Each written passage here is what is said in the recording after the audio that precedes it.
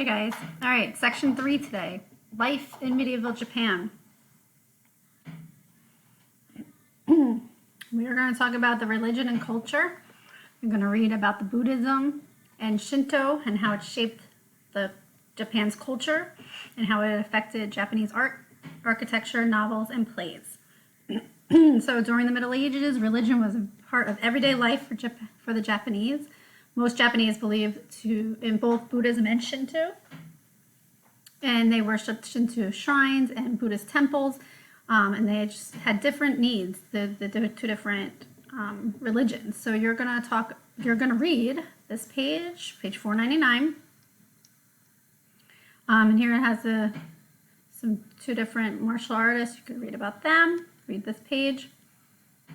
We're going to talk about poems and plays.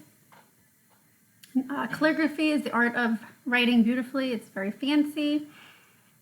We're going to talk about tanka, and this is a type of poem. You're going to talk about the economy and society. You're going to read about this and how farmers and artisans and how nobles, merchants, and artisans grew wealthy during the Shogun period. But the lives of women remained restricted. So you're going to read about that here. The roles of women. Japanese family included grandparents, parents, and children in the same household.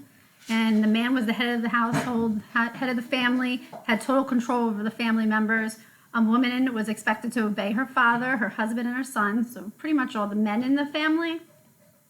In wealthy families, parents arranged marriages of their children to increase the family's wealth. So if it was a man and I had a daughter and I wanted to make money, I'd try to find her someone from a wealthy family that was going to help benefit us.